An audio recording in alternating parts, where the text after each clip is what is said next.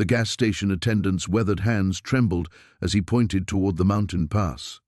"Turn around now," he whispered, eyes darting toward the darkening peaks of Goler Valley.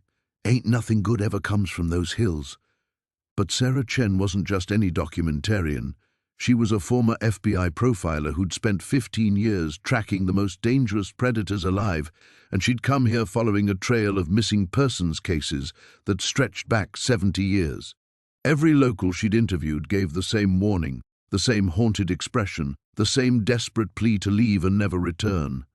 They spoke of sounds in the night that weren't quite human, of ancient things that hunger in the darkness between the twisted canyon walls.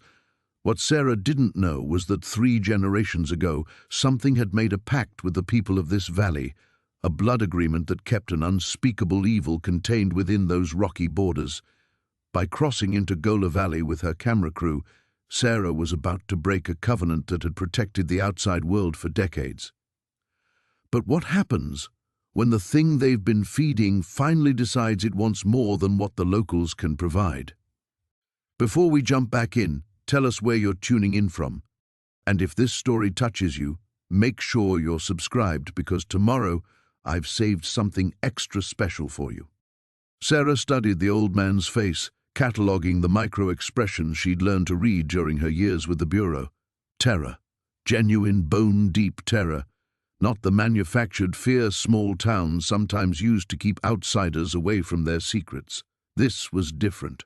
This was the look of someone who'd seen something that had fundamentally altered their understanding of the world. "Sir, I appreciate your concern," Sarah said, her voice gentle but firm. "But I've been tracking disappearances in this area for months. 17 people in the last 5 years alone. Their families deserve answers." The attendant, his name tag read Earl, shook his head violently. "Some answers ain't worth finding, miss. Some doors ought to stay closed." He glanced toward the van where her crew was loading equipment. "How many you got with you?"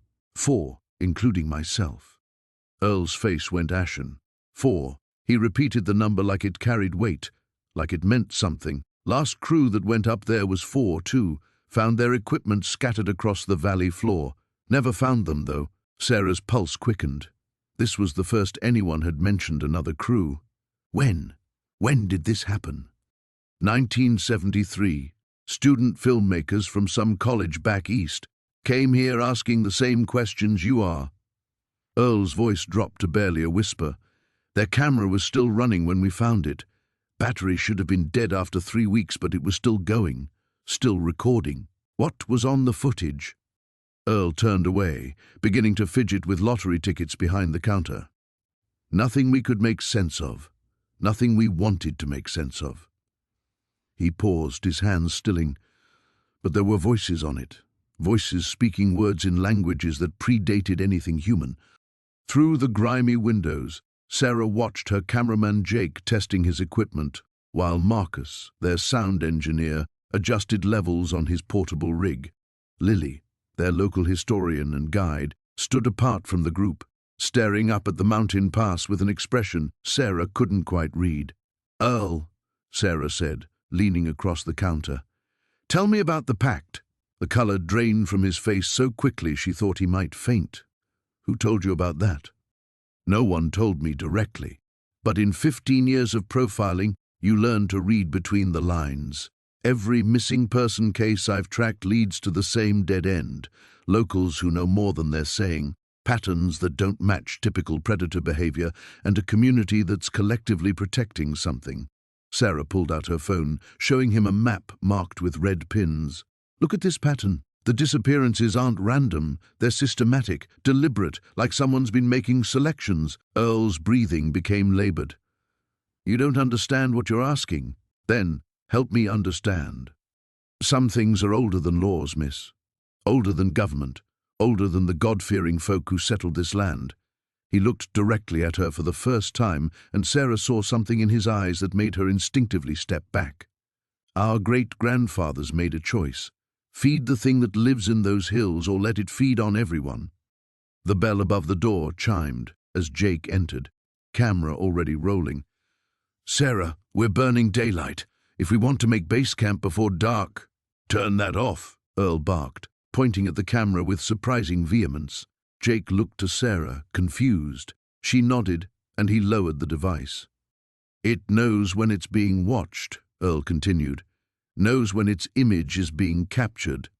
You start filming in those hills, you're sending it an invitation." He pulled a yellowed newspaper clipping from beneath the register. The headline read, "Entire survey team vanishes in Goler Valley." Sarah scanned the article. 1952. 7 experienced geological surveyors had disappeared without a trace. No bodies recovered. No equipment found. "How many others?" she asked. "Enough," Earl replied. "More than enough." Outside, the sun was already beginning its descent toward the jagged peaks.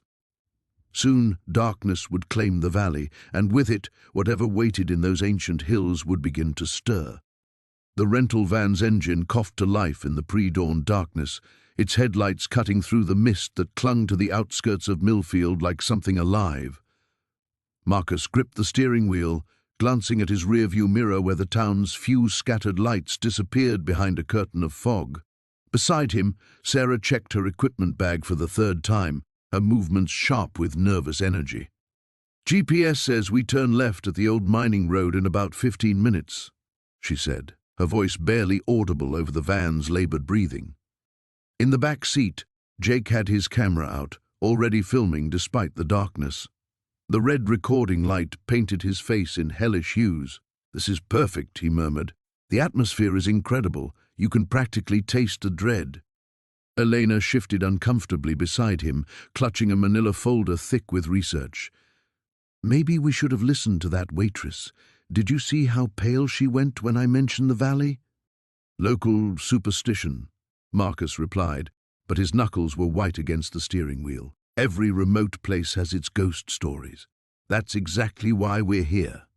The mining road appeared like a scar in the landscape, unmarked and barely wide enough for their vehicle. Marcus turned, and immediately the van began climbing. The trees pressed closer, their branches scraping against the windows with sounds like fingernails on glass. The headlights revealed only a narrow tunnel of gravel and weeds, everything beyond swallowed by an impenetrable wall of black. "According to the historical records," Elena said, consulting her notes by phone light, "the last official expedition into Goler Valley was in 1987, a geological survey team. They found evidence of the missing family's camps, but..." She trailed off. "But what?" Sarah asked, adjusting her audio equipment as static began creeping into their radio frequencies. "But they left after only 2 days. Wouldn't say why. The lead geologist, Dr. Patricia Henley, filed a report recommending the area be permanently closed to civilian access." Jake lowered his camera. "What did they find?" Elena's voice dropped to almost a whisper. "The report was classified. I only got bits and pieces through a Freedom of Information request that took 2 years to process. Something about anomalous geological formations and evidence of sustained habitation despite official records of complete abandonment."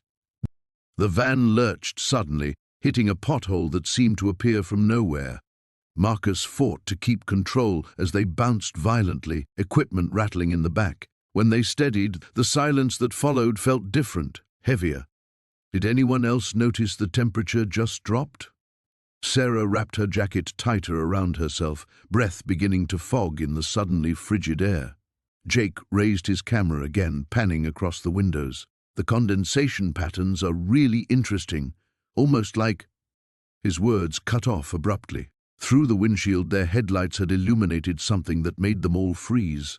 A wooden sign, weathered and bullet-riddled, leaned drunkenly beside the road. The paint was mostly gone, but the carved letters were still visible, filled with what looked like rust, but might have been something else entirely. "Goler Valley, no entry, danger, authorized personnel only, violators will be prosecuted." Below that, in fresher paint that gleamed wet in their lights despite the dry night, someone had scrawled additional words. "They're still hungry." "Well, that's not ominous at all." Marcus attempted a laugh, but it died in his throat. Sarah's equipment began registering readings that made no sense. I'm getting electromagnetic spikes that shouldn't be possible. It's like there's a massive power source somewhere nearby, but there are no electrical lines for miles. The road curved sharply ahead, and as they rounded the bend, the trees suddenly fell away. Before them stretched Goler Valley, a bowl of darkness so complete it seemed to absorb their headlights. The few visible peaks jutted up like broken teeth against a starless sky. Jesus, Jake breathed, his camera capturing everything. It's like the light just stops. Marcus pulled the van to a stop at what appeared to be the valley's edge. According to their maps, there should have been a clear trail leading down to the old settlement sites. Instead, there was only an undulating path that seemed to shift and writhe in their peripheral vision, becoming solid again when they looked directly at it. Elena consulted her folder with shaking hands. The Brennan family was last seen somewhere near the valley floor. 23 people, including 8 children, they vanished between a Tuesday evening and Wednesday morning in October 1962. No bodies were ever found. A sound drifted up from the valley below, something between wind through empty buildings and voices calling out in languages that predated civilization. It raised every hair on their arms and made their teeth ache. "Still think this is just local superstition?" Elena asked. Marcus turned off the engine. The sudden silence was worse than any sound. The gravel road to Goler Valley had been washed out for 3 years, according to the gas station attendant, who'd given them directions with obvious reluctance. Maya navigated their rented SUV around fallen logs and through creek beds that had reclaimed sections of asphalt, while Jake filmed through the passenger window and Sarah monitored audio levels from the back seat. "This is perfect," Jake murmured, adjusting his camera settings as branches scraped against the windows. "The isolation, the decay, it's like the land itself is trying to keep people out." Marcus consulted his GPS, frowning. "Signal's getting weaker. We should be close, though. The old mining settlement was only 12 miles from the main highway." Sarah pulled off her headphones, wincing. "I'm picking up some kind of interference. Low frequency, almost like humming?" "Probably just the engine," Maya said, though she'd noticed it too. A subtle vibration that seemed to come from the ground itself rather than their vehicle. She'd felt similar sensations before, in places where the earth had been disturbed. Old battlefields, mass graves, places where trauma had soaked into the very soil. The trees grew denser as they climbed, their branches forming a canopy so thick that afternoon felt like twilight. Ancient pines twisted toward the sky at unnatural angles, their bark scarred and blackened as if by fire, though Maya could smell no smoke. Between the trunks, she caught glimpses of something else, structures that didn't belong. "Stop the car," Marcus said suddenly. "Do you see that?" Maya pulled over and they all climbed out, cameras rolling. 50 yards into the forest stood a circle of wooden posts, each about 8 feet tall and carved with symbols that hurt to look at directly. The wood was grey and weathered, but showed no signs of rot, as if time moved differently here. "Indigenous warning markers," Maya said, though she'd never seen anything quite like them. The symbols seemed to shift when she wasn't looking directly, rearranging themselves into new configurations that made her stomach clench with inexplicable dread. Jake moved closer with his camera, filming the intricate carvings. "These aren't on any of the historical surveys. They should be documented." "Maybe they weren't meant to be documented," Sarah said quietly. She stood at the edge of the circle, her boom mic picking up sounds none of them could consciously hear. "The interference is stronger here. It's like the whole area is active." Marcus was studying his research notes, comparing historical photographs to what lay before them. According to the mining records, there should be a settlement just beyond those hills. Goler established it in 1887 as a processing center for ore from the upper valley. By 1889, it was completely abandoned. "What happened to make them leave so quickly?" Maya asked, though part of her already suspected the answer would be unsatisfying. These stories always were. People simply vanished, or left without explanation, or died under circumstances that defied rational explanation. "Official records cite equipment failures and difficult working conditions," Marcus replied. "But there are other accounts. Letters from miners' families, reports of strange accidents, workers who went into the mines and came back different. They climbed back into the SUV and continued up the deteriorating road. The humming grew stronger, and Sarah had to remove her headphones entirely as the interference overwhelmed her equipment. The trees pressed closer, their branches creating a tunnel effect that made Maya feel like they were descending rather than climbing. Then the forest opened abruptly into a wide valley, and they got their first clear view of what remained of Goler's settlement. "Jesus Christ," Jake whispered, his camera capturing everything. The buildings stood exactly as they had over a century ago, preserved in impossible detail. Wooden structures that should have collapsed decades ago remained solid and intact, their windows still holding glass that reflected the dying light with prismatic intensity. A church steeple rose above the other buildings, topped with a cross that was somehow wrong, twisted into angles that suggested other symbols entirely. But it was the silence that struck Maya most forcefully. No birds sang in the valley, no insects buzzed. Even the wind seemed muted, as if the air itself had thickened into something that resisted movement and sound. "This doesn't make sense," Sarah said, her voice barely above a whisper. "Wood doesn't preserve like this. Not in this climate, not for this long." Maya parked at the valley's edge, next to what had once been a mining office. Through its windows, she could see papers still scattered across desks, oil lamps positioned as if their users had simply stepped away moments ago. As they climbed out of the SUV, the humming stopped abruptly, leaving behind a silence so complete that Maya could hear her own heartbeat. The sensation was like standing inside a held breath, waiting for something to exhale. Marcus shouldered his equipment bag and started toward the settlement. "Welcome to Goler Valley," he said. "Population 0 for 130 to 4 years. But as they walked toward the preserved buildings, Maya couldn't shake the feeling that the population count might be wrong. The morning mist clung to the valley floor like a shroud, refusing to lift even as the sun climbed higher. Sarah adjusted her camera settings for the third time, fighting the eerie half-light that seemed to devour shadows and highlights alike. The footage from yesterday looked wrong on the small preview screen, faces appearing gaunt and hollow, movements stuttering in ways that defied the camera's technical specifications. "Equipment's acting up again," she muttered, checking the battery indicator. Full charge, yet the display flickered intermittently. Marcus emerged from his tent, dark circles under his eyes making him look older than his 32 years. "Anyone else hear that singing last night?" The question hung in the air like smoke.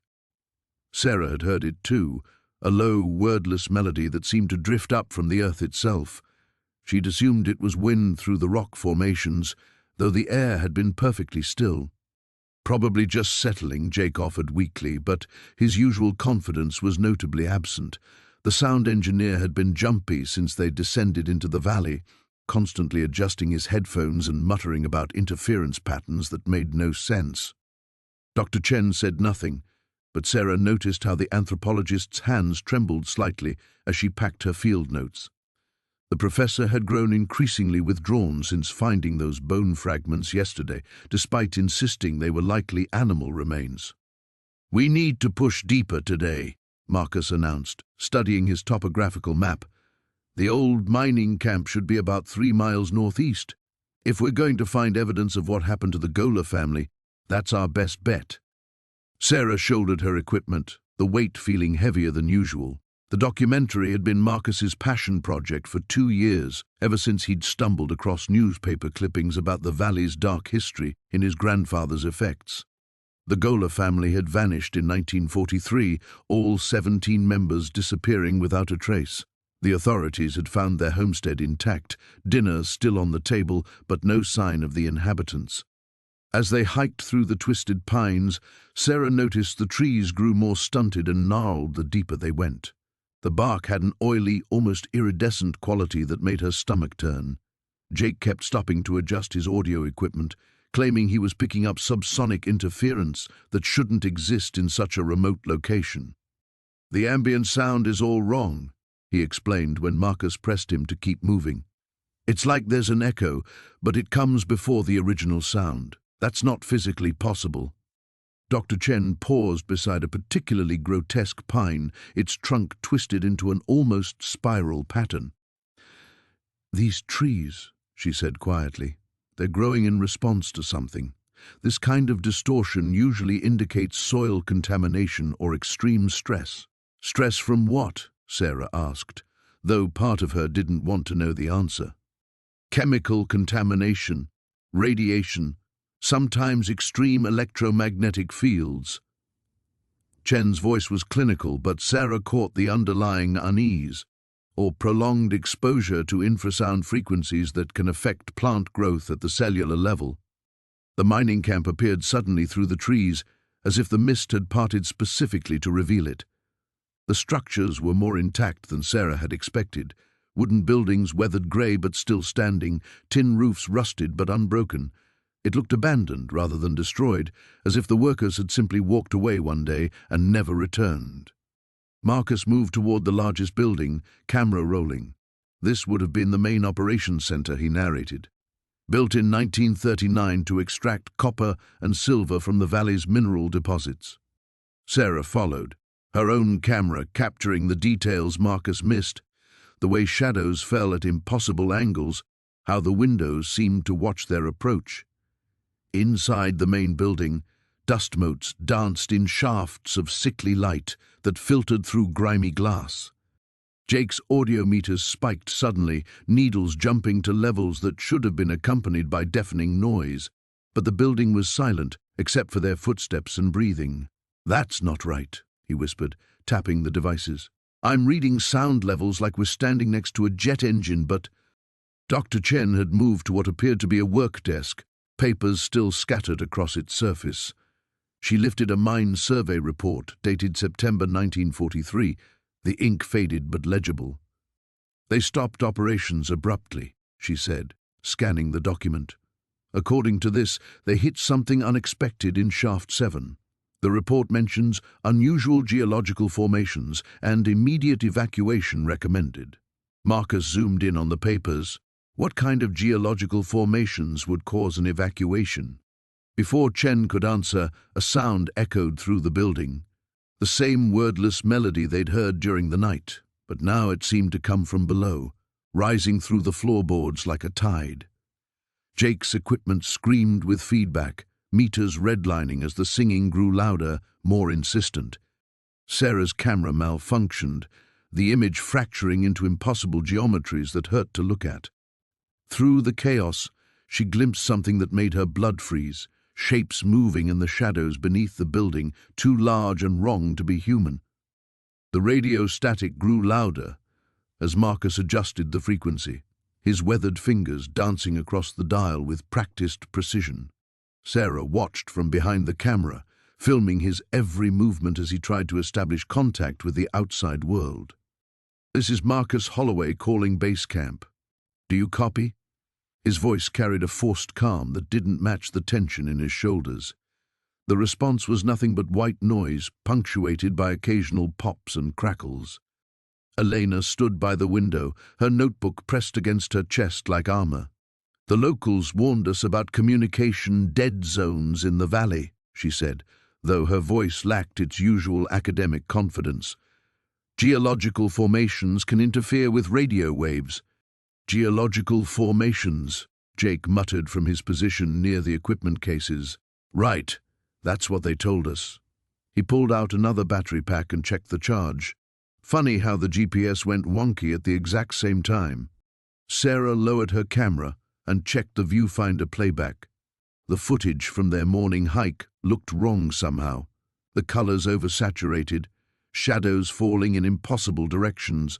She'd filmed in dozens of challenging locations, but this equipment seemed to have developed a mind of its own since entering the valley. "We knew this was a possibility," Marcus said, setting down the radio with more force than necessary. "Remote locations always present technical challenges. That's why we brought back up everything." "Back up everything except a way out if things go sideways," Jake shot back. He gestured toward the cabin's single door. "We're officially cut off now. No radio, no GPS, no cell service. Hope everybody's comfortable with that arrangement. Through the grimy window, Elena watched the tree line sway despite the absence of any wind. The movement reminded her of breathing, a slow, rhythmic rise and fall that seemed to pulse in time with her heartbeat. She'd studied folklore for 15 years, traveled to dozens of supposedly cursed locations, but Goler Valley felt different. The wrongness here wasn't just in the stories people told, it was in the air itself. The Millfield family disappeared on their third day, she said quietly. The Henderson expedition made it 4 days before. She trailed off, realizing everyone was staring at her. Before what? Sarah asked, raising the camera again. Elena flipped through her notebook until she found the right page. Before they started reporting strange phenomena. Voices in the woods, equipment malfunctions, people seeing things that shouldn't be there. Her voice dropped to barely above a whisper. The last transmission from their camp mentioned children laughing in the forest. But there were no children in their group. Jake's hands stilled on the equipment case. What kind of children? They didn't specify. The transmission cut off mid-sentence. Elena looked up from her notes. Rescue teams found their campsite a week later. Everything was still there. Tents, food, personal belongings, no signs of struggle, no indication of where they went. It was like they just walked into the woods and kept going. The cabin fell silent except for the persistent radio static. Sarah found herself filming again without conscious thought, her training taking over as her mind tried to process what they'd gotten themselves into. The documentary had seemed straightforward when Marcus pitched it. Explore local legends, interview remaining witnesses, maybe debunk some supernatural claims with scientific explanation. But the weight of the valley pressed against her now like a physical thing. Every shadow seemed too deep, every sound too sharp or too muffled. The light coming through the windows had a greenish tint that made everyone's skin look sickly and pale. "We should document everything systematically," Marcus said, his voice taking on the authoritative tone he used when projects started falling apart. "Establish a timeline, record all observations. If we're experiencing the same phenomena as previous groups, that's valuable data." "Data," Jake repeated with bitter laughter. "Sure, boss. Let's collect data right up until we join the disappeared." "That's not helping," Sarah said, though privately she wondered if Jake wasn't being more realistic than the rest of them. She'd felt the wrongness growing stronger with each hour, as if the valley was gradually revealing its true nature now that they were committed to staying.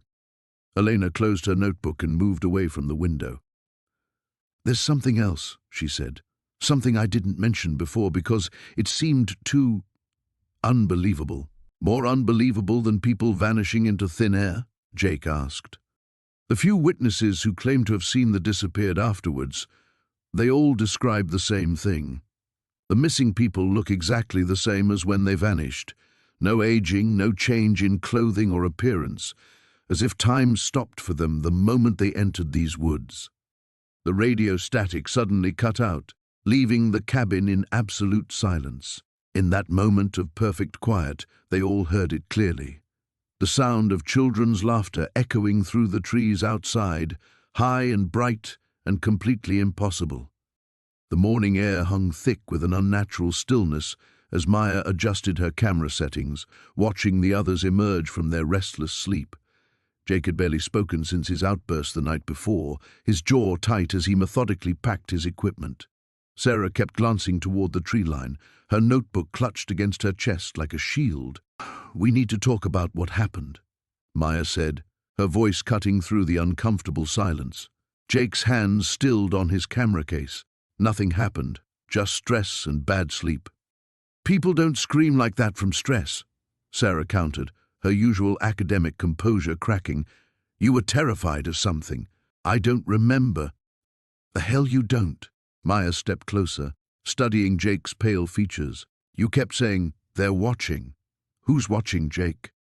For a moment, something flickered behind his eyes.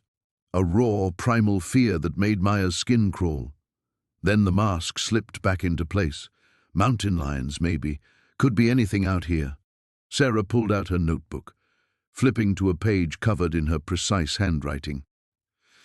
I've been researching the disappearances since yesterday. 23 confirmed cases over the past 40 years. But here's what's interesting. She paused, looking between them. They all happened during specific lunar phases. New moons. Maya felt a chill run down her spine. When's the next new moon? Tonight.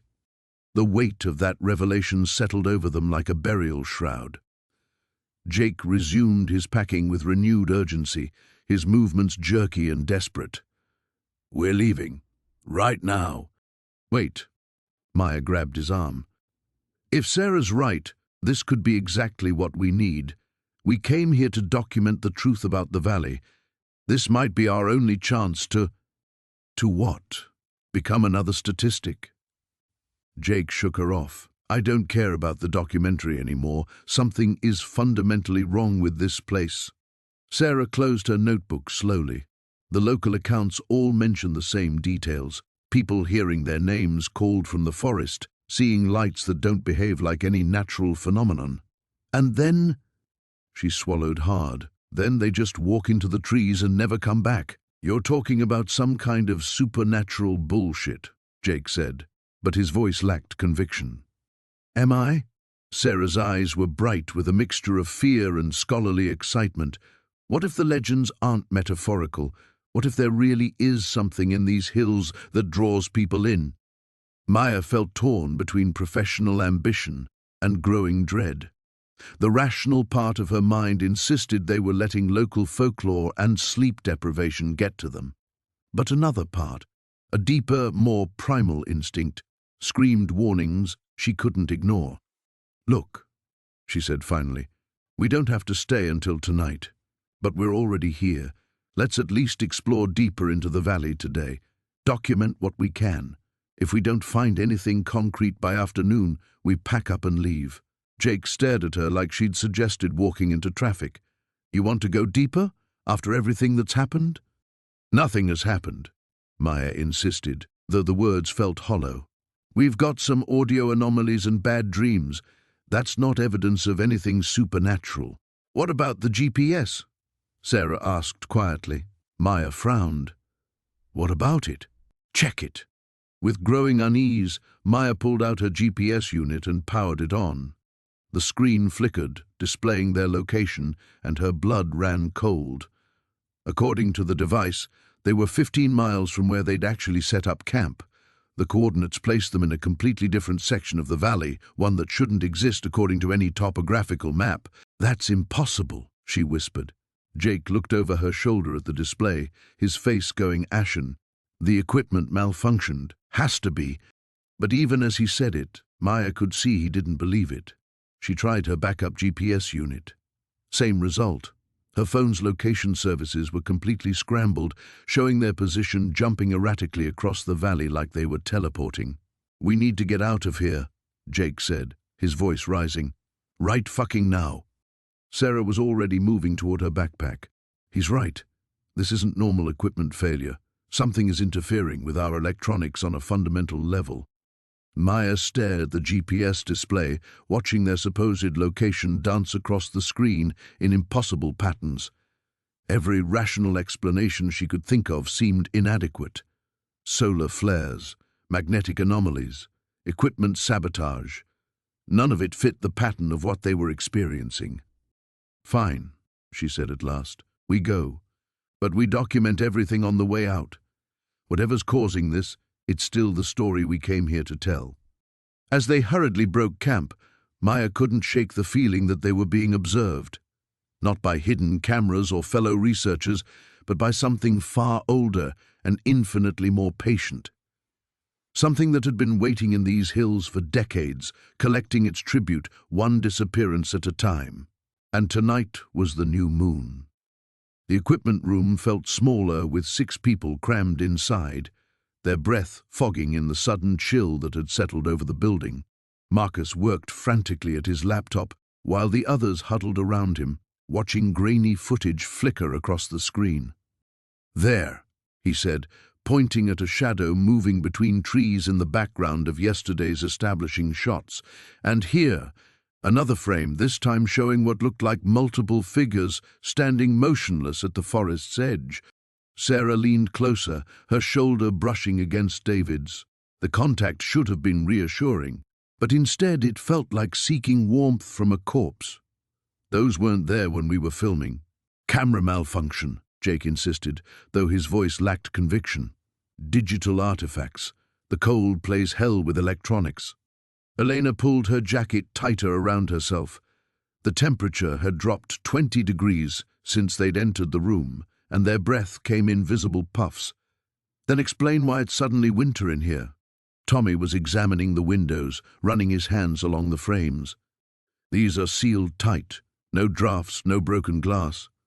He turned back to them, his face pale. Whatever's causing this, it's not coming from outside. Marcus continued clicking through footage, his movements becoming more agitated with each frame. Jesus Christ, look at this. The timestamp showed 3:17 a.m. from the previous night. The camera had been left running in their makeshift base camp, pointing toward the valley's deeper recesses. In the infrared footage, dozens of pale shapes moved in synchronized patterns through the darkness. That's impossible, David whispered. We would have heard something, seen something. Would we? Sarah's voice was barely audible. Think about it. How deeply were we sleeping? When's the last time any of us had dreams we could remember? The question hung in the air like a physical presence. David tried to recall his sleep from the past 2 nights, but found only blank spaces where memories should have been. Not the peaceful emptiness of restful sleep, but something darker, something that felt deliberately hollowed out. Elena pulled out her phone, frowning at the screen. No signal, still. She looked up at the others. That's not normal for this elevation. We should have at least 1 bar.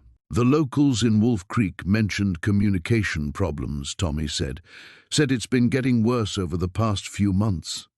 Marcus's laptop screen flickered, the image distorting into twisted shapes before stabilizing. The corruption is spreading through all our files. It's not just affecting new footage.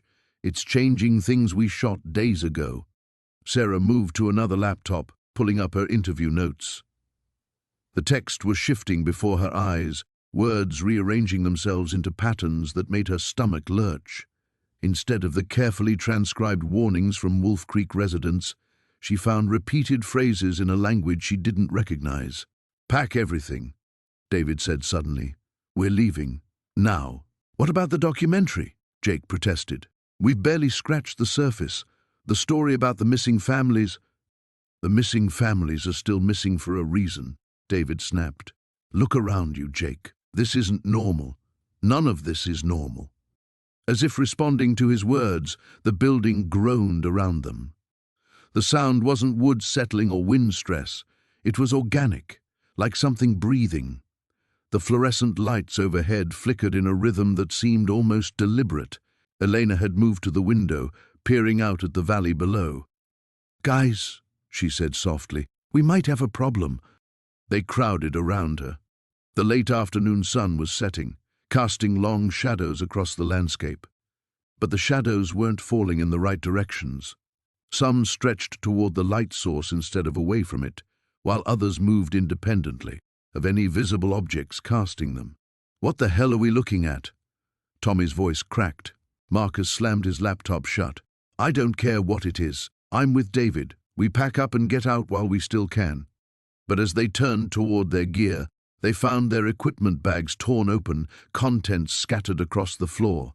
Camera lenses were cracked in perfect spiral patterns. Memory cards lay in precise geometric arrangements.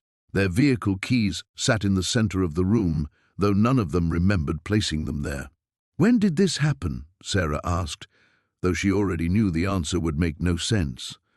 The building groaned again, longer this time, and the temperature dropped another 10 degrees. Ice crystals began forming on the windows despite the relatively mild weather outside. Tommy picked up the keys with shaking hands. The van. If we can reach the van... A sound from outside cut him off. Footsteps. Slow, deliberate, circling the building. Too many footsteps for any reasonable number of people. Elena pressed her back against the wall. They found us. Who found us? Jake demanded, though his bravado was cracking. Nobody answered, because they all knew that whatever was outside wasn't entirely human anymore. The footsteps continued their circuit, patient and relentless, while shadows moved wrong in the dying light, and their breath turned to frost in the impossible cold. The silence that followed Marcus's scream stretched like a taut wire, ready to snap. Sarah's camera trembled in her hands as she swept the beam across the cavern walls, searching for any sign of movement. The petroglyphs seemed to writhe in the shifting light, their primitive figures appearing to dance with malevolent life. "Marcus!" Elena's voice cracked as she called into the void beyond the chamber. Only echoes answered, each repetition growing fainter, until it dissolved into the oppressive quiet. Jake grabbed Sarah's shoulder, his grip tight enough to bruise. "We need to get out of here. Now." "We can't leave him," Elena protested, though her voice wavered with uncertainty. She took a step toward the passage where Marcus had vanished, then stopped as if an invisible barrier held her back. Sarah lowered her camera but kept recording. Professional instinct warred with primal terror. Something took him, something big enough to drag a grown man without making a sound after that initial scream. The temperature in the chamber seemed to drop another 10 degrees. Their breath misted in small, ghostly clouds as they huddled together in the center of the space. The walls pressed closer, or perhaps it was just fear distorting their perception. "Look at this," Elena whispered, her archaeologist's curiosity overriding her fear. She approached the far wall where the petroglyphs were most concentrated. These symbols, they're not just random cave paintings, they're telling a story. Despite every instinct screaming at her to flee, Sarah followed with her camera. The images carved into the stone were crude but unmistakably deliberate. Stick figures with oversized heads and elongated limbs surrounded what appeared to be a settlement. In the next sequence, the figures were inside caves, hiding. The final set of images showed the elongated figures dragging the normal ones deeper underground. "It's a warning," Sarah breathed. "They're documenting what happened here." Jake's flashlight flickered, casting dancing shadows that made the petroglyphs seem to move. "Great. So we're walking into something that was bad enough to scare people into abandoning their homes centuries ago." A sound drifted from the passage ahead, not Marcus's voice but something else. A wet, sliding noise like something being dragged across stone. They froze, straining to identify the source. "Marcus?" Elena called softly, though they all knew it wasn't him making that sound. The dragging noise stopped. In the sudden silence, Sarah became aware of another sound, a rhythmic tapping, like fingernails against stone. It seemed to come from everywhere at once, echoing off the chamber walls until it was impossible to pinpoint the source. "The rope," Jake said suddenly, pointing to where their lifeline disappeared into the passage they'd used to enter the chamber. "It's moving." Sarah swung her camera toward the entrance. The rope that should have been hanging slack was taut, vibrating with tension as something tugged at it from above. "Someone's cutting it," Elena realized with dawning horror. They watched helplessly as their connection to the surface went slack, the severed end dropping into the chamber like a dead snake. They were trapped. The tapping sound intensified, joined by others, scraping, chittering noises that seemed to come from the walls themselves. Sarah panned her camera across the chamber, catching glimpses of movement in the peripheral darkness that her light couldn't quite reach.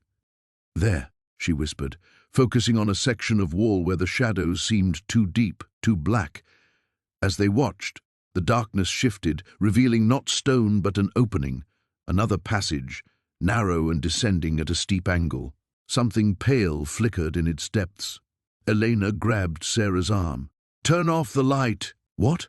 "No, we need—" "Turn it off. Now." Sarah hesitated, then switched off the camera's LED. Jake killed his flashlight.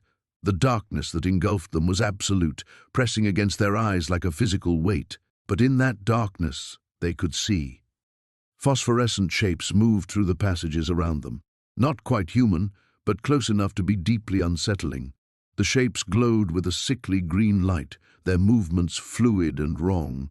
Some crawled along the walls like spiders, others shambled upright, but with too many joints in their limbs. "Don't move," Elena breathed. So quietly they could barely hear her. "Don't even breathe loudly." One of the glowing figures paused at the entrance to their chamber. In the faint illumination it provided, they could see its elongated skull, its fingers that ended in bone-white claws, its mouth that opened too wide to reveal rows of needle-sharp teeth. It sniffed the air, its head swiveling back and forth like a predator testing for scent. Then, impossibly, it smiled, an expression of such alien malevolence that Sarah felt her sanity fray at the edges.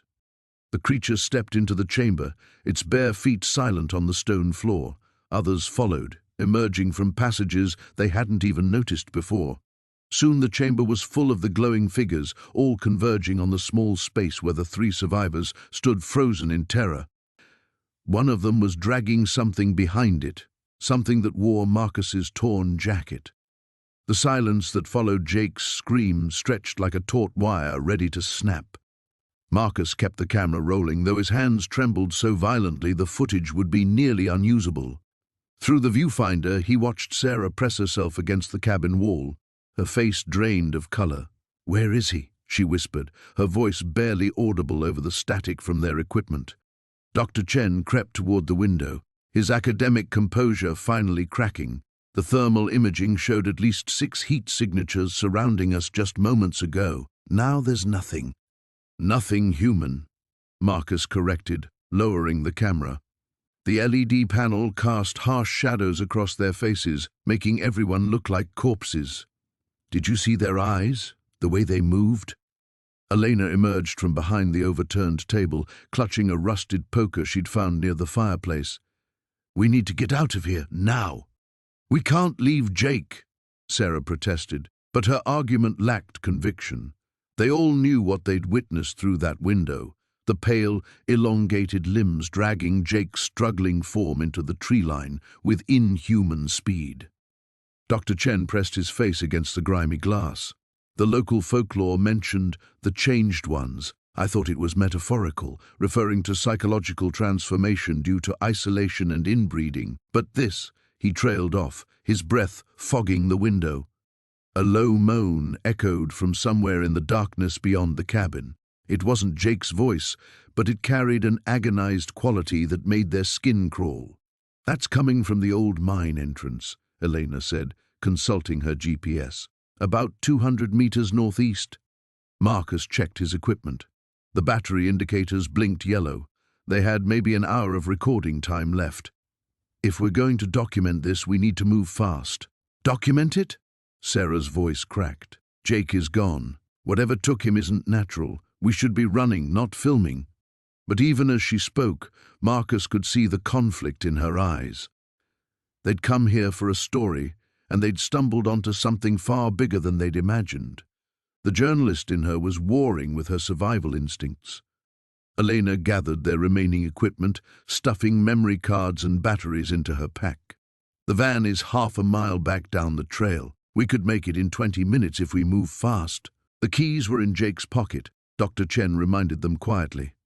The weight of their situation settled over them like a burial shroud. No vehicle, no cell service, and something hunting them in the darkness. The nearest town was 15 miles through treacherous mountain terrain. Another sound drifted through the night, a rhythmic scratching against the cabin's exterior walls. It started at the back wall and slowly worked its way around the perimeter as if something were testing for weaknesses. Marcus raised the camera again, drawn by instinct to document their terror. Through the night vision display, he caught glimpses of movement, pale shapes circling the cabin with predatory patience. "They're toying with us," he whispered. Elena moved to the front door, testing the rusty bolt. "This won't hold them if they really want in." Dr. Chen had found a collection of journals and documents scattered across a makeshift desk. Even in their dire situation, his academic mind couldn't resist investigating. "These are research notes," he announced. "Government records from the 1960s. There was a research station here, some kind of biological experiment." "What kind of experiment?" Sarah asked, though she kept her eyes fixed on the windows. They were studying the effects of... Christ, this can't be right. Dr. Chen's voice grew thin. Radiation exposure combined with isolation. They were using the locals as test subjects. The scratching stopped abruptly, leaving them in suffocating silence. Marcus panned the camera across the journals, capturing pages of clinical observations describing physical mutations, behavioral changes, and what the researchers termed adaptive evolution in extreme conditions. Photos showed subjects in various stages of transformation: elongated limbs, enlarged craniums, eyes that reflected light like an animal's. The program was terminated when the subjects became violent, Dr. Chen continued reading, but by then they'd reproduced. Multiple generations of... He stopped reading as a child's cry echoed from outside. Sarah's breath caught. That sounded like Jake. It's not Jake, Elena said firmly. Don't listen to it. But the crying continued, pulling at their emotions with manipulative precision. It moved around the cabin, sometimes close enough that they could hear snuffling at the base of the walls. Marcus kept filming, knowing their footage might be the only evidence of what had happened here. The crying grew more insistent, more human, until Sarah's resolve finally broke. "We have to help him," she said, reaching for the door. Elena grabbed her wrist. "That's not him anymore." Through the camera's display, Marcus watched pale figures emerge from the tree line, moving with jerky, unnatural gaits toward the cabin. Their time was running out. The footage from Marcus's camera told a story none of them wanted to believe. Sarah's hands trembled as she rewound the digital file for the third time, watching herself sleepwalk through the camp like a marionette guided by invisible strings. The timestamp showed 3:17 a.m., but she remembered nothing after falling asleep around midnight. "Look at your eyes," Marcus whispered, pointing at the screen. In the night vision recording, Sarah's pupils reflected an unnatural luminescence, like twin stars burning in the darkness. "They're not human eyes." Elena hugged herself tighter, rocking slightly where she sat on the fallen log. "The old woman at the gas station, she tried to warn us. She said the valley calls to people, makes them do things." "That's folklore," David insisted, but his voice lacked conviction. He'd been studying the crude map they'd found in the abandoned cabin, comparing it to their GPS coordinates. "There has to be a rational explanation. Sleep disorders, maybe some kind of gas emission from the rocks that causes hallucinations." Marcus laughed bitterly. "Gas emissions? David, look at this footage."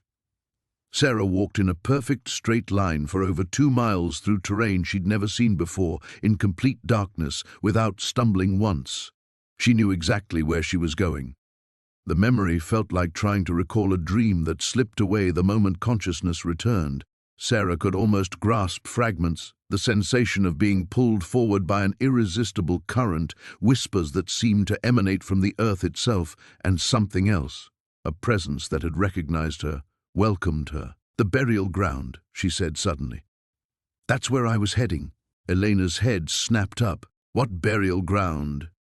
"I can feel it now, even sitting here.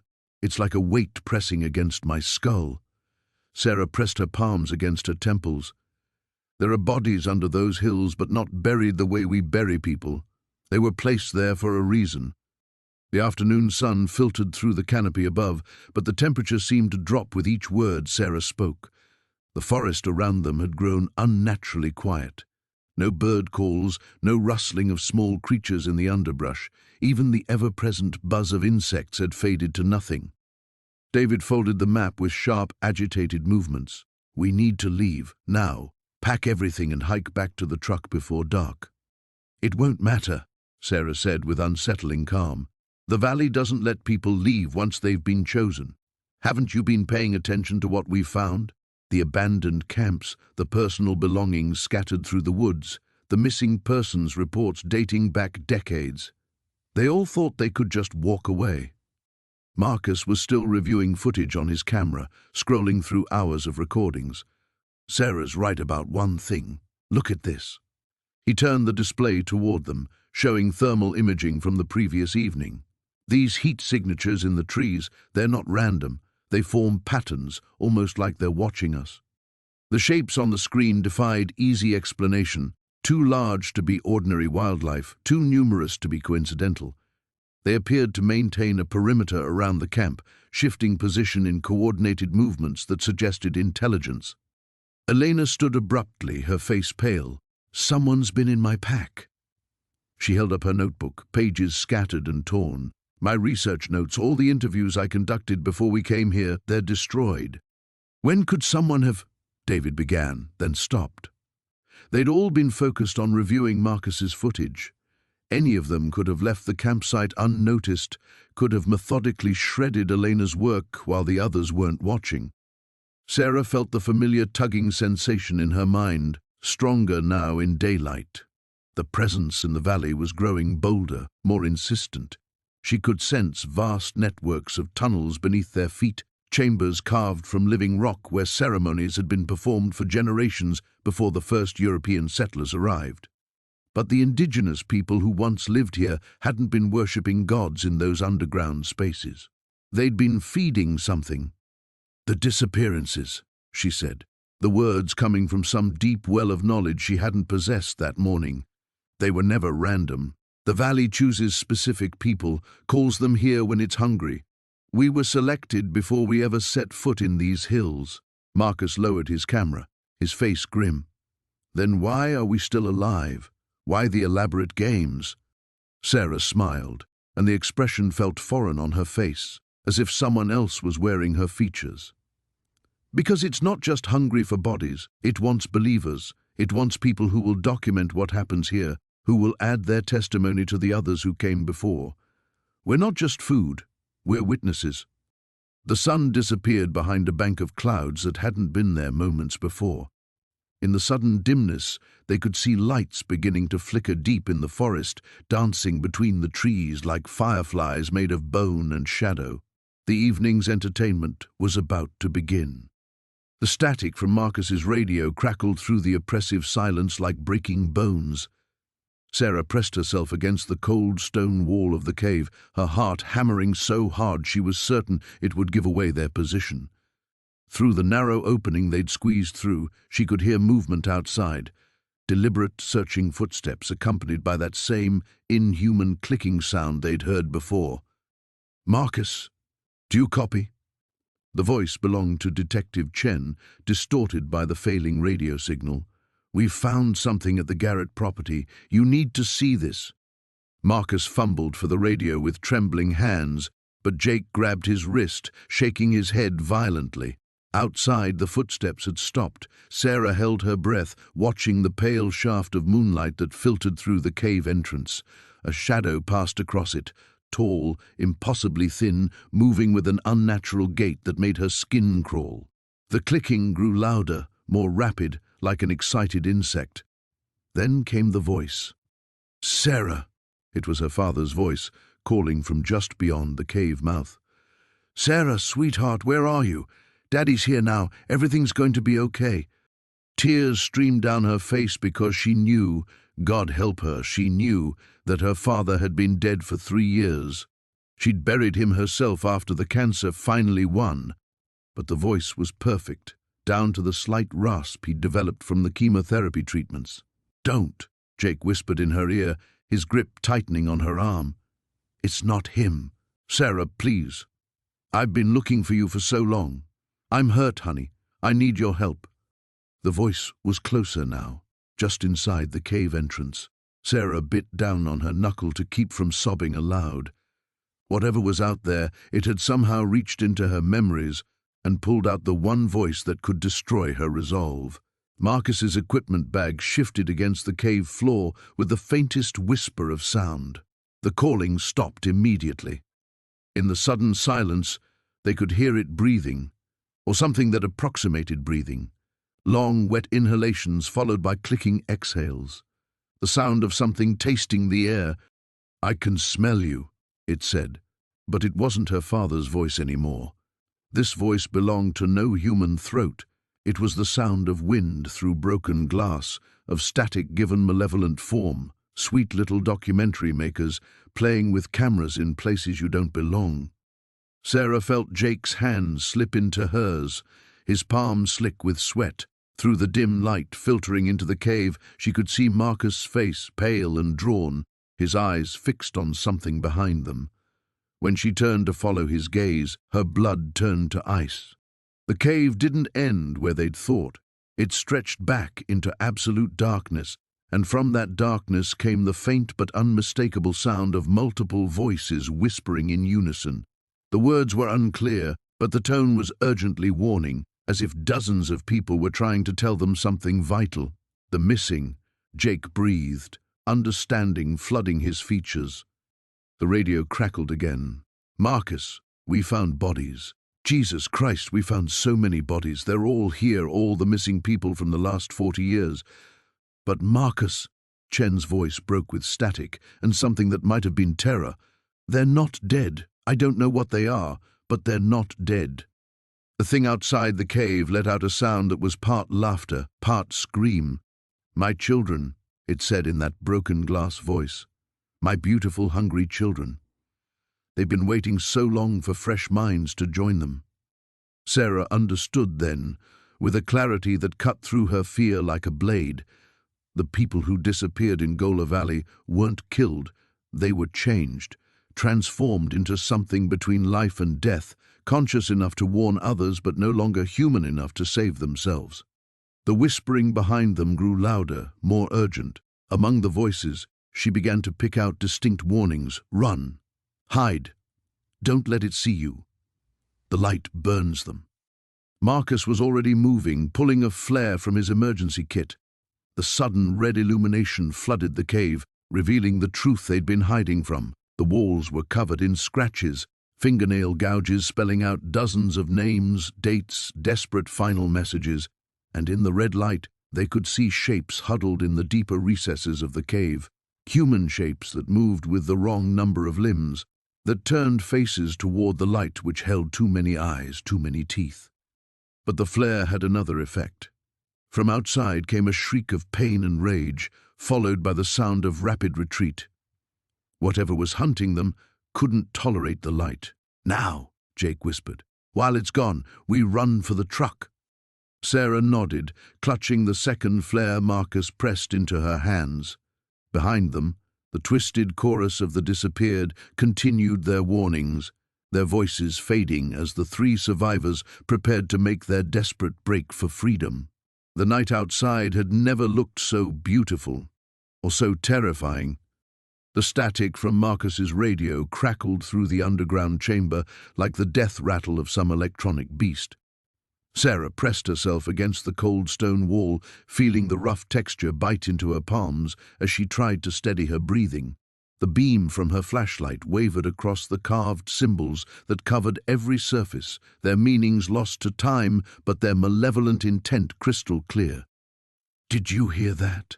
David whispered, his voice barely audible over the ambient hum that seemed to emanate from the walls themselves. It sounded like screaming, Sarah finished, though she wished she hadn't. The sound had been distant but unmistakable, echoing from somewhere deeper in the labyrinth of tunnels that branched off from their current location. It could have been whined through the passages, but they all knew better.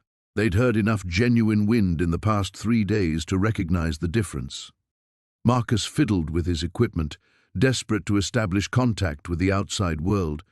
The radio had worked perfectly until they'd descended into this place, but now it produced only fragments of transmission mixed with that persistent static. Sometimes, if Sarah listened carefully, she could almost make out words in the white noise, whispers in a language that predated any known dialect. "We need to keep moving," she said, forcing authority into her voice, despite the fear that threatened to paralyze her vocal cords. "Standing here won't get us any closer to finding Jake and Emma." David nodded reluctantly, adjusting his grip on the camera that had become more burden than tool. The battery was nearly dead, and they'd lost most of their backup equipment during their panicked flight from the surface. What footage they'd managed to capture seemed corrupted, filled with strange distortions and shapes that hadn't been visible to the naked eye during filming. They chose the middle passage, following the faint air current that suggested a connection to the surface somewhere far ahead. The tunnel sloped gradually downward, its walls transitioning from rough-hewn stone to something that looked almost organic, smooth and slightly warm to the touch, with a texture that reminded Sarah uncomfortably of skin. The first body appeared after 20 minutes of careful navigation. It was wedged into an alcove, dressed in clothing that might have been fashionable decades ago. The fabric had partially disintegrated, but enough remained to suggest this had once been a hiker or perhaps another curious filmmaker who'd ignored the warnings about Goler Valley. What made Sarah's stomach lurch wasn't the obvious age of the corpse, but its condition. The body showed no signs of decomposition, despite what must have been years of exposure. Instead, it appeared desiccated, as if something had slowly drained every drop of moisture from the tissue. "Jesus Christ," Marcus breathed, his radio forgotten. "Look at its face." The expression frozen on the corpse's features was one of absolute terror, but there was something else, a strange, almost rapturous quality to the wide eyes and open mouth. As if, in its final moments, the person had seen something that transcended horror and moved into a realm of cosmic understanding that the human mind wasn't equipped to process. David raised his camera instinctively, then lowered it with a shudder. "We should document this, but we're not here to make a film anymore," Sarah said quietly. "We're here to survive." The tunnel continued its descent, and they found more bodies. 7 in total, scattered across different alcoves and side passages, all in the same preserved state of desiccated terror. The clothing suggested deaths spanning several decades, a timeline that aligned disturbingly well with the missing persons reports they'd researched before entering the valley. It was Marcus who first noticed the pattern in their placement. "They're not random," he said, consulting the crude map he'd been sketching as they moved. "Look, if you connect the locations, they form a specific shape." Sarah studied his rough diagram, feeling a chill that had nothing to do with the underground temperature. The bodies weren't simply victims who died during exploration. They'd been deliberately positioned, arranged in a configuration that matched some of the symbols they'd seen carved into the chamber walls. "A summoning circle," she whispered, the pieces falling into place with horrible clarity. "They're not just bodies, they're components." The implications hit them all simultaneously. Somewhere in this underground maze, Jake and Emma weren't just lost or dead. They were intended to complete whatever ritual had been started decades ago by the first unfortunate souls to stumble into this place. From the depths ahead came that sound again, not quite screaming, not quite singing, but something that combined the worst elements of both. It was closer now, and underneath it, Sarah could hear something that made her blood freeze. Jake's voice calling her name, not in distress or panic, but with a tone of invitation that promised wonders beyond imagination and horrors beyond endurance. The screaming started again just after midnight. Marcus jolted awake in the back seat of the van, his neck cramped from sleeping against the window.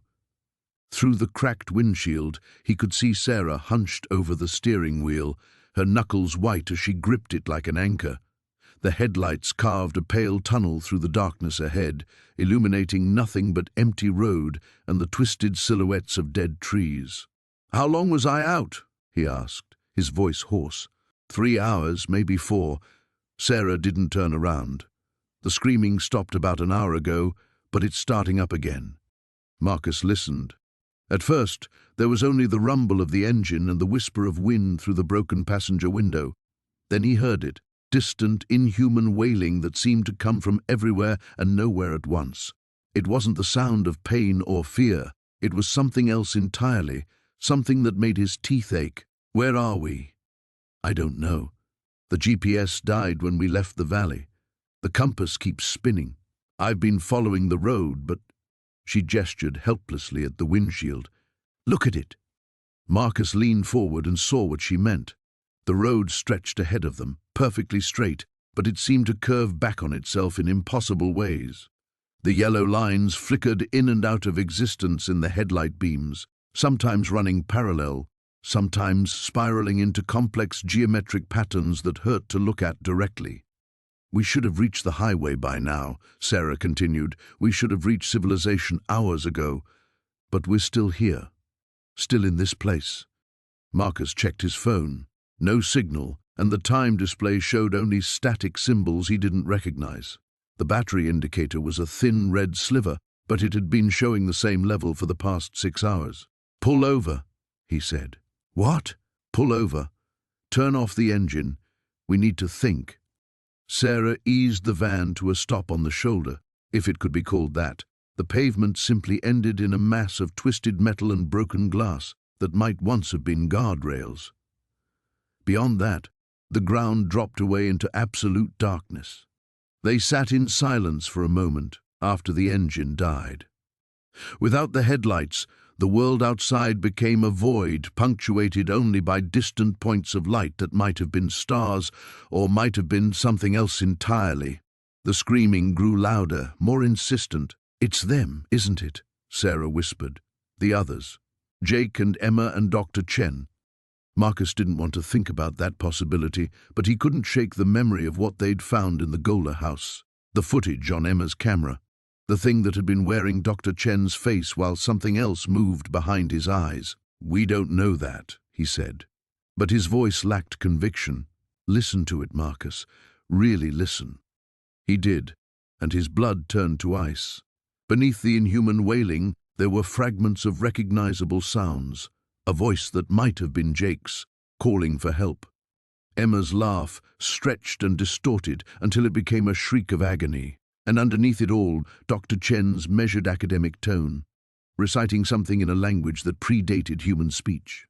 "They're not dead," Sarah said. "They're still in there, still aware, still screaming."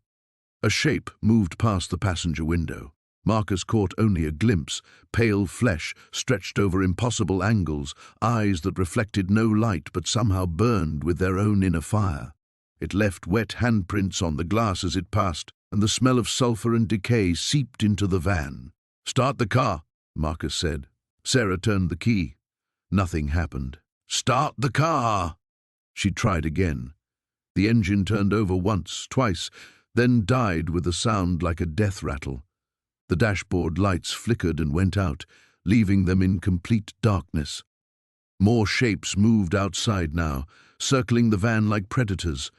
Marcus could hear their breathing, wet, labored sounds that came in rhythms no human lung could manage. One of them pressed its face against Sarah's window, and in the brief moment before she screamed and jerked away, Marcus saw features that might once have been familiar, rearranged into a configuration that violated every law of anatomy.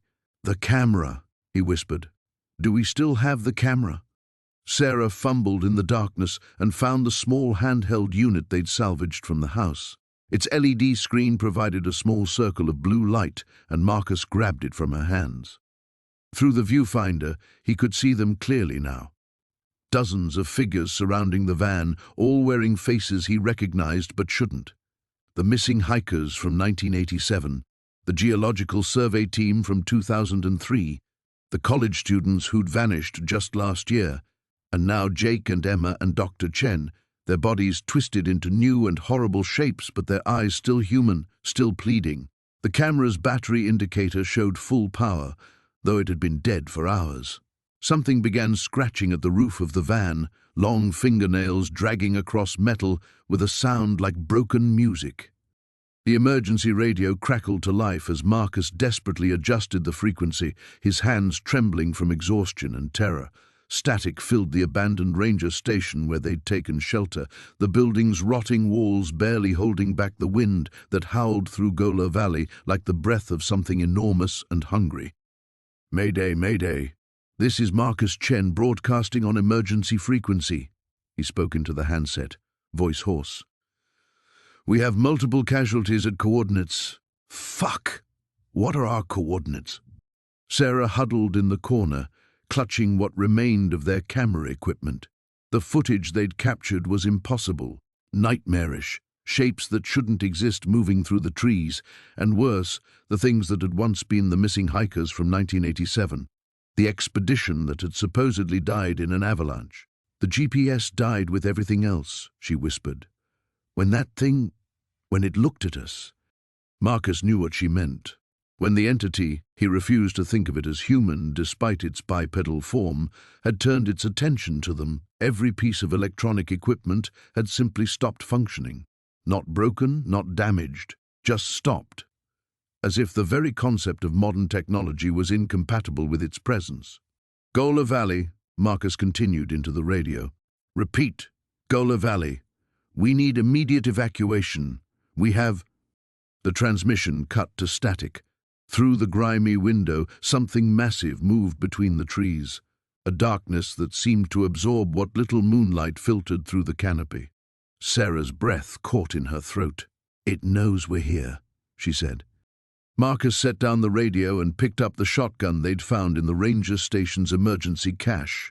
3 shells left. Against what they'd seen, it felt like bringing a paperclip to fight a hurricane. The documentary project seemed like a lifetime ago now. Dr. Reeves was dead. Not just dead, but changed into something that wore his face while its eyes held an intelligence that belonged to the valley itself.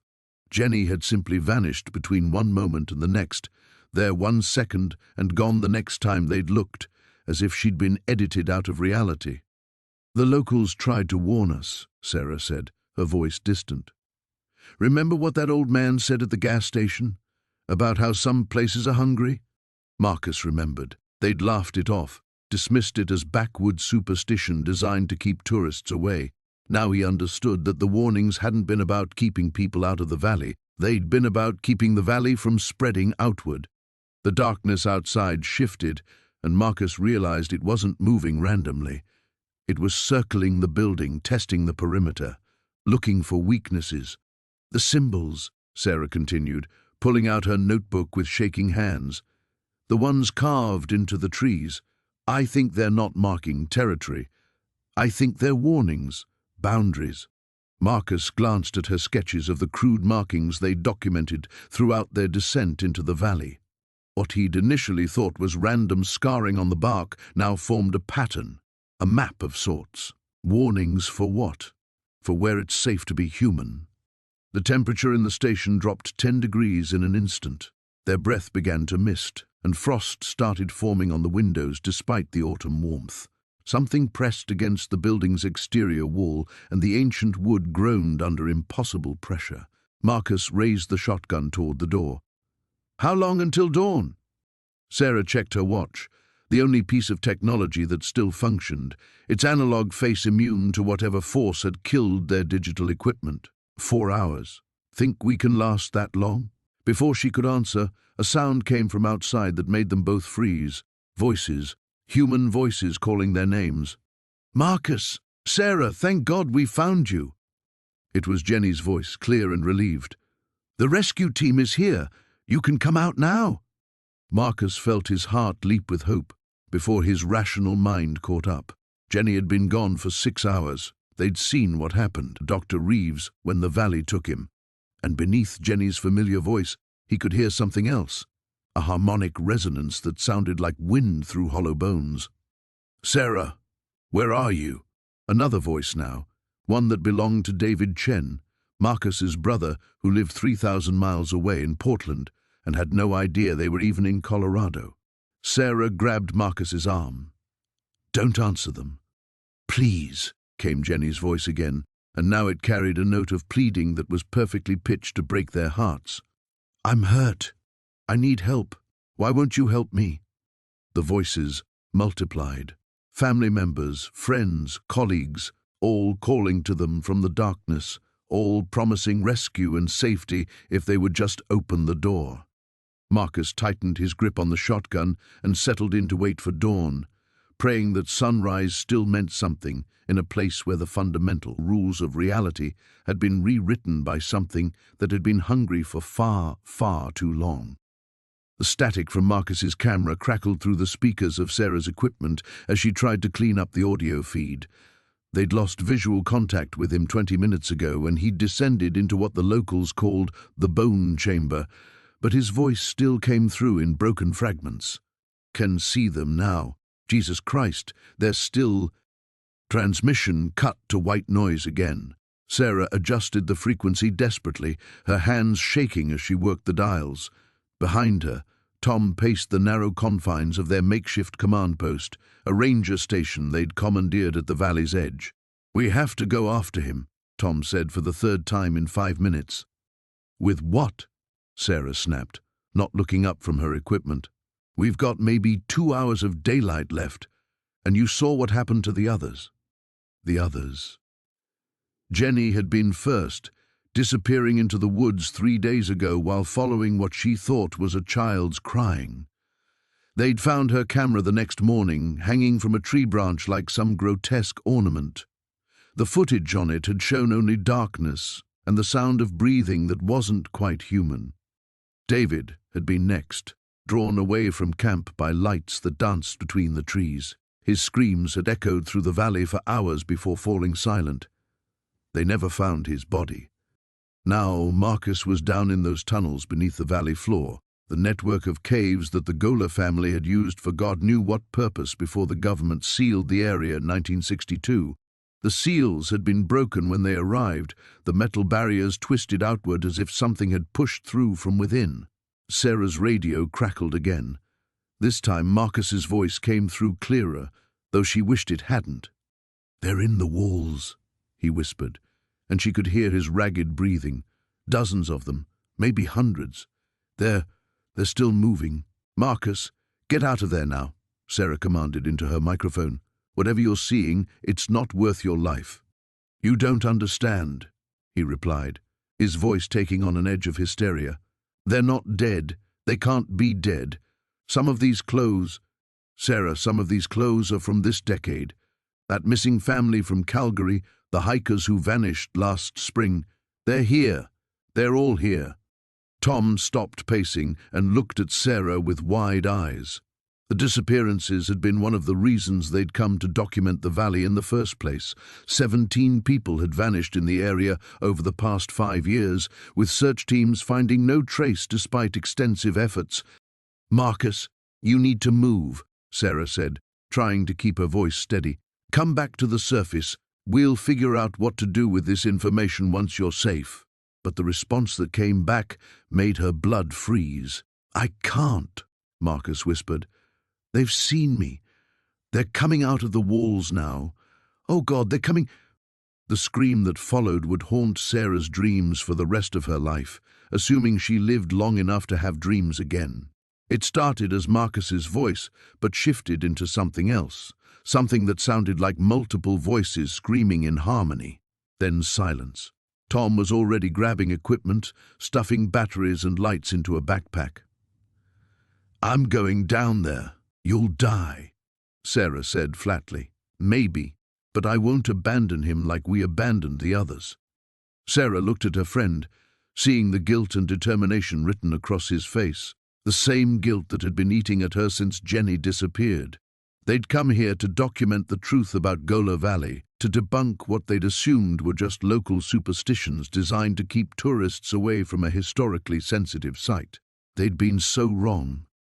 The radio sparked to life one more time, but the voice that came through wasn't Marcus's. It was older, speaking in a dialect that sounded almost like English but wasn't quite right. The words were difficult to make out, but the meaning was clear enough, a warning, or perhaps an invitation. Sarah made her decision. She began shutting down the equipment, her movements quick and efficient despite her terror. "What are you doing?" Tom asked. "We're leaving. Now. Tonight." "But Marcus..." "Marcus is gone," she said, her voice hollow. "Just like the others. Just like everyone who comes into this valley and stays too long." She pulled the memory cards from her equipment and stuffed them into her jacket pocket. Whatever was down in those caves, whatever had happened to the Goler family and all the people who'd disappeared since, it was bigger than their documentary. It was bigger than anything they could handle.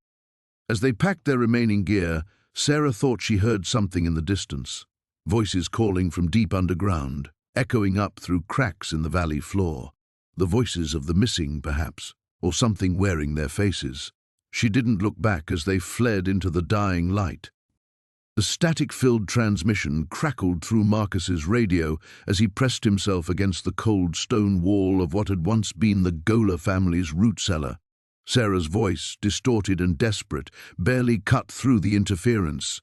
"Marcus, can you hear me? We found where they keep them." His hands trembled as he adjusted the frequency, trying to clear the signal. Above him, footsteps echoed through the floorboards of the abandoned house, slow, deliberate, searching. They'd found his hiding spot before, they'd find it again.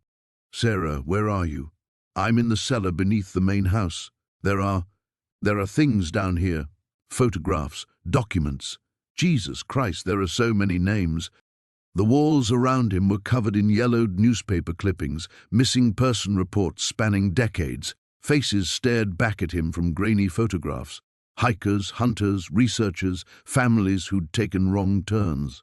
All of them dated, catalogued, organized with meticulous care. But it was the handwritten notes beside each photo that made his blood freeze. Suitable for conversion. Age 34.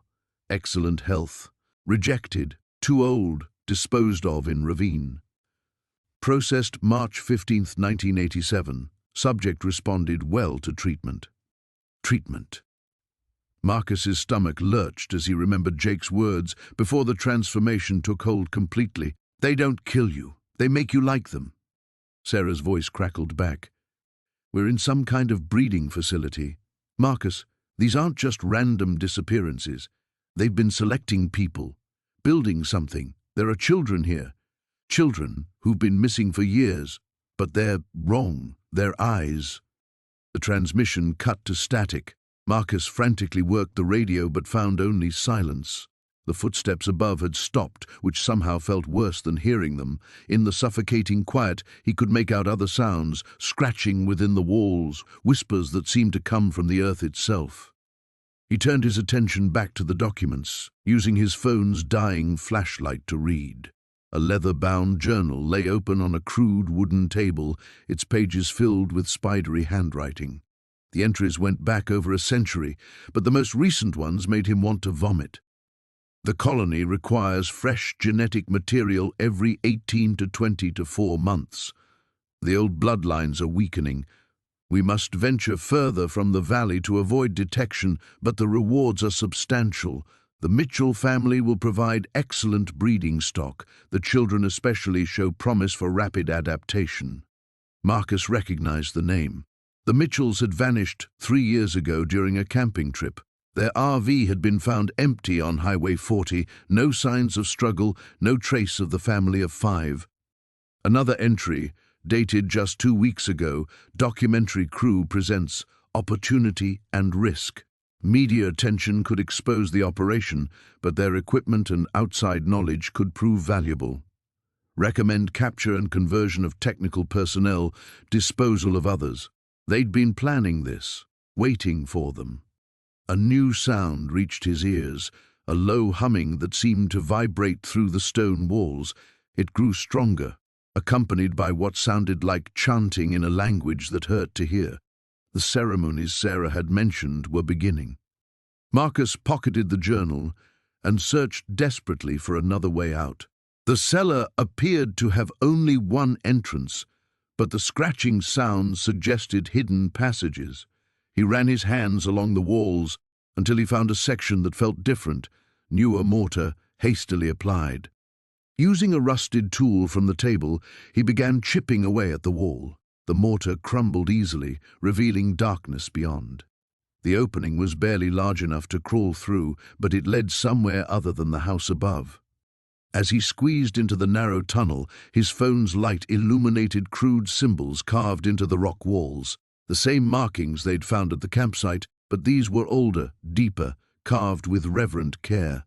The tunnel sloped downward toward the source of the humming. He had to find the others. Had to stop whatever was happening in those deeper chambers. But with each step forward, the humming grew louder, more hypnotic. His vision began to blur at the edges, and for a terrifying moment, he felt the urge to simply follow the sound, to join the voices in their alien chorus. Marcus bit down hard on his tongue, using the pain to maintain focus. The metallic taste of blood filled his mouth, but his head cleared. Whatever they were doing down there, it affected the mind as much as the body. The tunnel opened into a vast underground chamber carved from living rock. What he saw there would haunt him forever, if he lived long enough to remember it. Dozens of people stood in concentric circles around a pit that seemed to descend into the Earth's core. Some he recognized from the missing person photos, but they moved with jerky, unnatural motions, their eyes reflecting light like animals.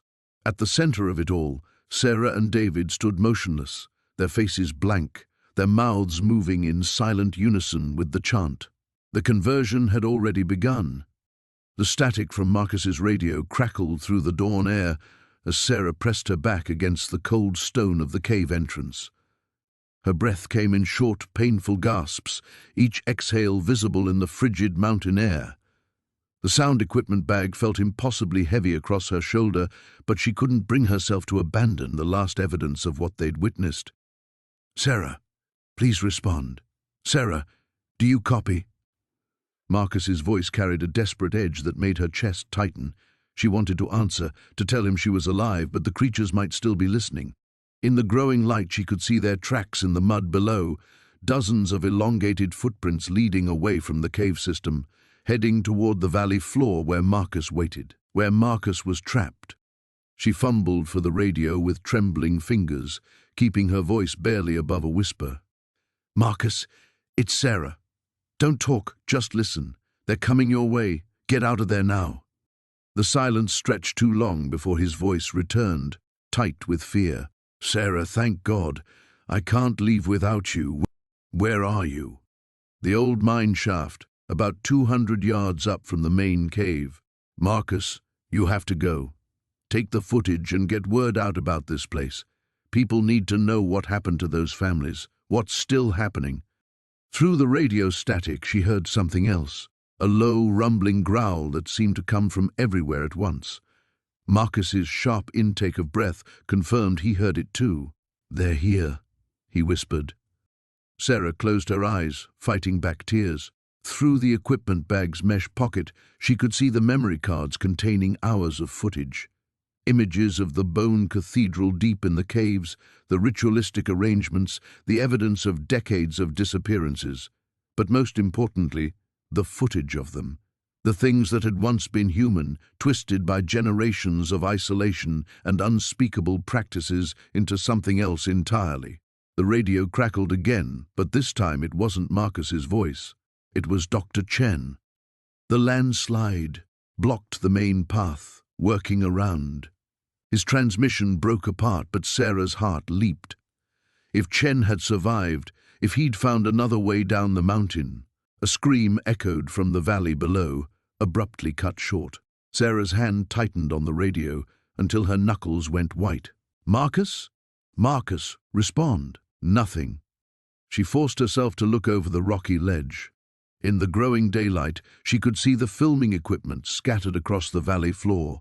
The cameras, the tripods, everything they'd brought to document what they'd thought would be a simple investigation into local folklore. How naive they'd been. Movement caught her eye. 3 figures emerged from the tree line, moving with that unnaturally fluid gait she'd witnessed in the depths of the cave system.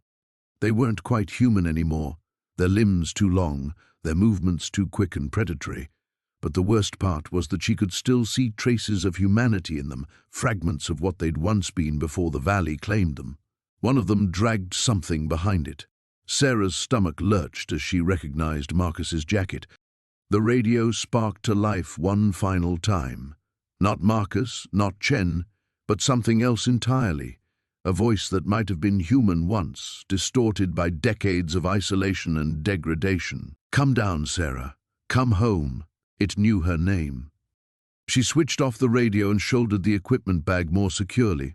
The old mine shaft behind her descended deep into the mountain, connecting to a network of tunnels that the local maps claimed led to the eastern face. If the maps were accurate, if the tunnels were still passable, she might have a chance. But first, she had to ensure the truth survived, even if she didn't. Sarah pulled out her phone, surprised to find a single bar of signal at this elevation. Her fingers moved quickly across the screen, uploading the most crucial video files to every platform she could access. The upload crawled slowly, but the evidence was getting out. Proof of what lived in Goler Valley, documentation of the fate that had befallen the missing families. As the final file uploaded, she heard them calling her name from multiple directions now, their voices carrying that same inhuman distortion. They were surrounding the mine entrance, cutting off her escape routes one by one. Sarah deleted the local copies of the files and smashed the phone against the cave wall.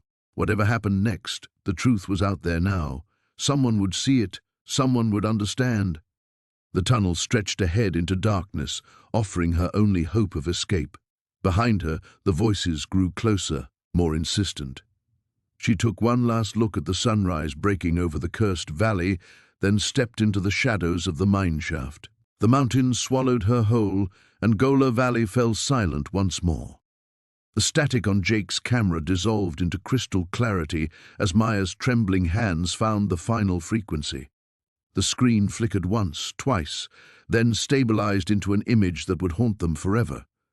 Children, dozens of them, maybe hundreds, arranged in concentric circles around what had once been the old Goler homestead. But these weren't the missing persons from recent decades.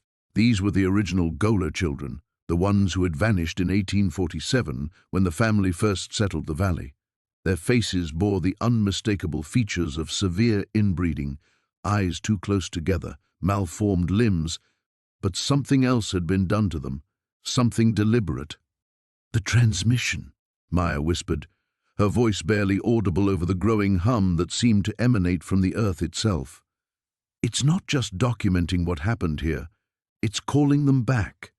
Jake's camera captured every horrific detail as the children began to move in perfect synchronization, their mouths opening in silent screams that the documentary crew could somehow hear despite the absence of sound. The frequency Maya had unlocked wasn't just revealing the past, it was broadcasting a signal that transcended time itself. "We have to destroy it," Sarah said, backing toward the cave entrance. Her voice cracked with terror as she watched the spectral children turn their hollow gazes directly toward the camera. "Whatever's powering this transmission, we have to—" The ground beneath their feet began to vibrate, not an earthquake, but something far more purposeful. The children in the image were rising from their ceremonial positions, and with each movement, the valley floor above them responded. Rocks tumbled from the cave ceiling as an otherworldly shriek echoed through the tunnels.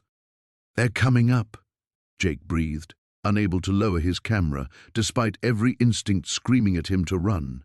After all these years, they're finally coming up. Maya's fingers flew over the frequency controls, desperately trying to break the connection, but the device seemed to have taken on a life of its own.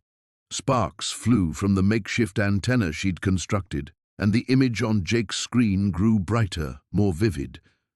The children were no longer confined to the homestead, they were spreading outward like a plague, their forms becoming more solid with each passing second. "The warnings!" Dr. Chen gasped, finally understanding. The missing hikers, the disappeared families, they weren't killed by the Golers, they were taken to feed this transmission. Their life force, their essence, it's been powering the signal for over a century. Sarah grabbed Maya's shoulder, pulling her away from the equipment. "Leave it! We have to get out of here now!" But Maya shook her head, tears streaming down her face. "Don't you see? If we leave, if this signal reaches full strength, it won't just be the valley. The children, they'll spread everywhere.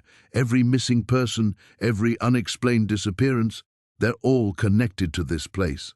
We're not just looking at the Goler children, we're looking at the source of every vanishing in these mountains for the past 200 years.